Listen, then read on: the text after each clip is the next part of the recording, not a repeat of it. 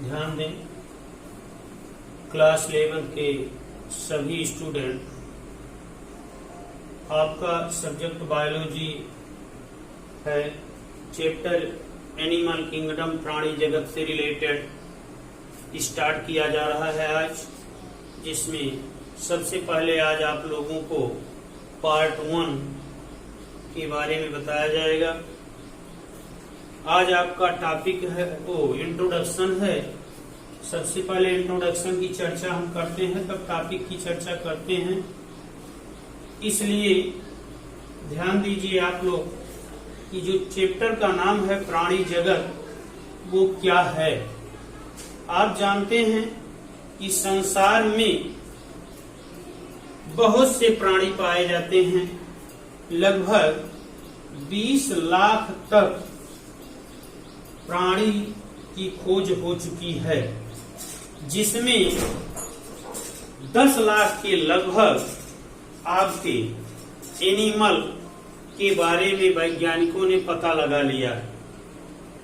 10 लाख तक के प्राणियों के बारे में, छोटे से लेकर बड़े जंतुओं तक कौन से वैज्ञानिक पता लगाए?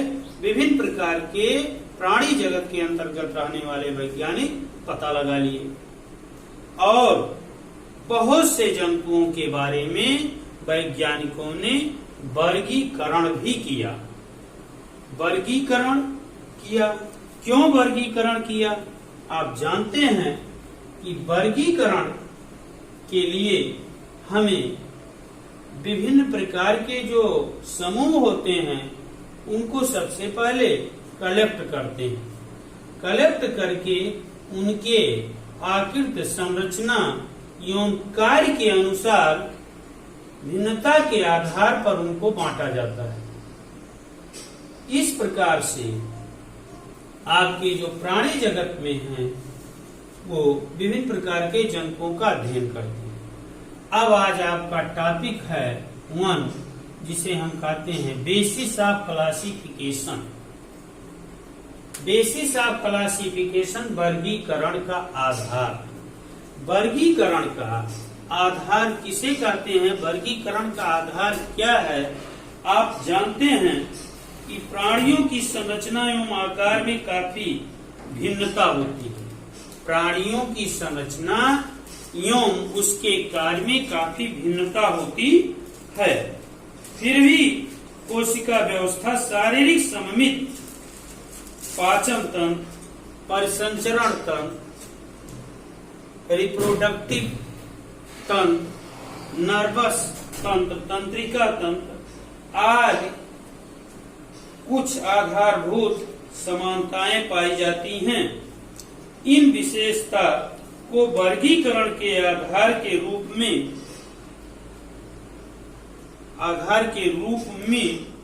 प्रयुक्त किया जाता है।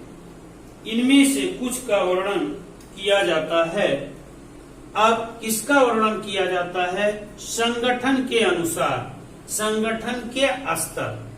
आप जानते हैं कि पृथ्वी पर सबसे अधिक बहुकोशिक के रूप में एनिमल पाए जाते हैं, जंतु पाए जाते हैं, जिसमें उच्च वर्ग के सभी पेड़ पौधे भी आते हैं एवं जंतु भी आते हैं। अब उसमें सबसे पहले आप जानते हैं कि एक कोशिकीय का अध्ययन किया गया था, जिसमें आपके फाइलम प्रोटोजोआ संबंधित अमीबा, पैरामीशियम, ट्यूबलिना आदि का अध्ययन किया जाता है। बहुत कोशिक के अंतर्गत विभिन्न प्रकार के जंतुओं का अध्ययन किया जाता है, जैसे कुत्ता है, बिल्ली है, गाय है, मनुष्य है, पेड़ पौधे में बड़े वृक्ष हैं। ये सब बहुकोशिक के अंतर्गत अध्ययन किया जाता है। कोशिका के संगठन को प्रदर्शित करने के लिए, जैसे स्पंज की कोशिका बिखरे हुए समूहों में अर्थात कोशिकीय स्तर का संगठन दर्शाती है। आप जानते हैं जो स्पंज होता है, स्पंज मीन्स स्पंज एक प्रकार का प्राणी होता है जो समुद्रों में पाया जाता है। इसके अंदर स्पंज के अंदर सूक्ष्म जीव होते हैं। इनका एक खोल बना होता है जो कंटिकाओं के द्वारा निर्मित होता है। अब हम स्पंज को उसके शारीरिक संगठन के अनुसार कितने भागों में बांट सकते हैं, अर्थात हम आसानी से उसका बंटवारा नहीं कर सकते हैं स्पंज का, क्योंकि ये कोशिकीय स्तर का संगठन दर्शाते हैं। कोशिका के बीच श्रम का कुछ विभाजन होता है और इसमें कोशिकाएं अपनी कार्य संगठित होकर ऊतक के रूप में कार्य करती हैं, ऊतक के रूप में कार्य करती हैं, टिश्यू के रूप में कार्य करती हैं। अब टिश्यू के रूप में जो कार्य करती हैं, आप जानते हैं कि सबसे पहले कोशिका का निर्माण होता है और कोशिका के पहले मॉलिक्यूल्स बनते हैं, मॉलिक्यूल्स, जिसे हम क्या कहते हैं, अणु कहते हैं। छोटे छोटे अणु पाए जाते हैं, मॉलिक्यूल्स। ये आपका क्या बनाता है, सेल्स बनाता है, सेल कोशिका बनाता है। कोशिका के बाद आपका इसका निर्माण होता है, कोशिका क्या बनाता है, टिश्यू बनाता है,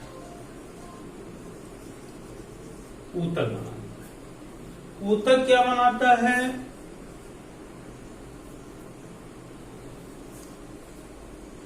आर्गन, आर्गन्स। आर्गन्स क्या बनाता है, आर्गन सिस्टम।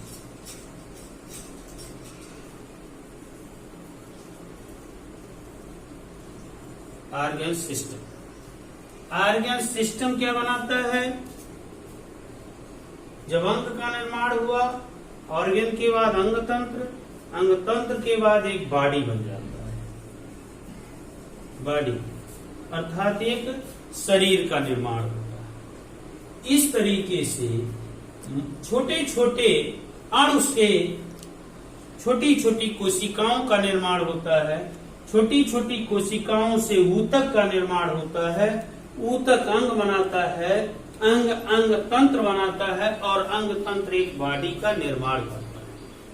इस तरीके से किसी प्राणियों के जो शरीर का संगठन का स्तर होता है, इसी तरीके से बना होता है, जिसे हम संगठन के क्या कहते हैं, स्तर कहते हैं। आप जानते हैं कि विभिन्न प्रकार के जंतु जो पाए जाते हैं, जैसे phylum,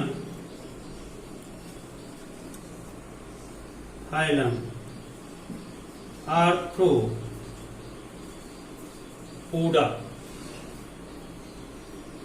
phylum Annelida, phylum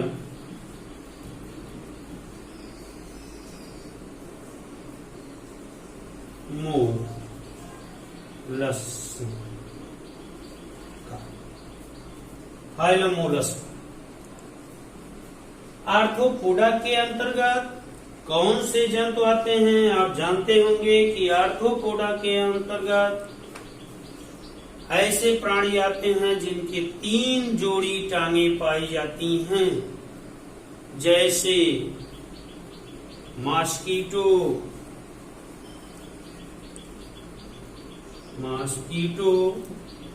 housefly,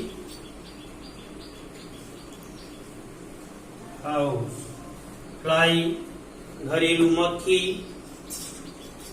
cockroach जिसे हम तिलचट्टा कहते हैं, ये फाइलम आर्थ्रोपोडा के अंतर्गत पाए जाने वाले प्राणी होते हैं। फाइलम एनीलिडा के अंतर्गत पाए जाने वाले प्राणी वर्म, लीच, etc. केंचुआ, जोंक फाइलम एनीलिडा के अंतर्गत आते हैं। फाइलम मोलस्का के अंतर्गत आपका पाइला, जिसे हम घोंघा कहते हैं, और सीपी,